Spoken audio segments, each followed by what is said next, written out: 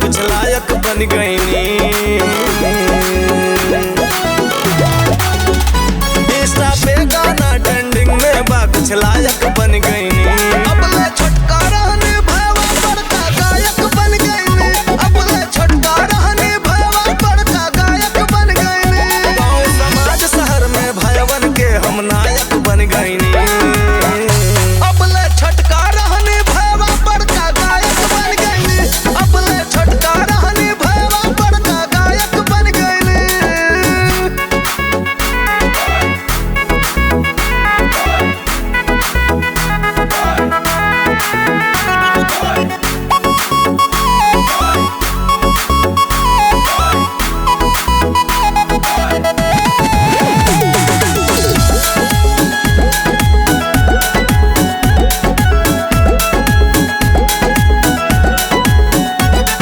हमहू फिल्म बनौबै सथवा नच है हमारा पाली।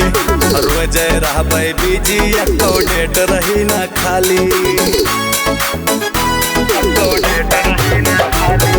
हमहू फिल्म बनौबै सथवा नच है हमारा पाली। रोज रहबै बिजी एको डेट रही ना खाली। पवन खेसारी हूँ हीरो तो हमहू एक बन गईनी।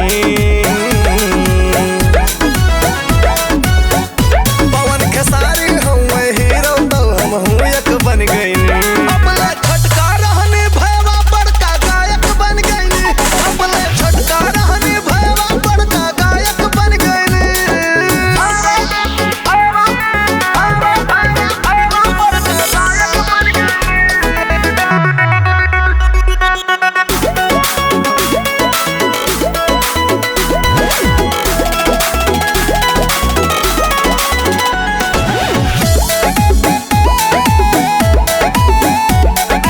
बड़ी बड़ी कंपनी में हमारो पूछ बढ़ गईल भाई।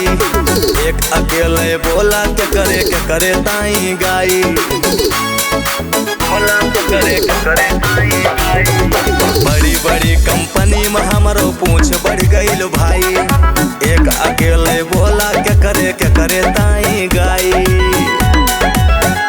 काहे रविंदर अनुपम जी अवधिक परिचायक बन गईनी।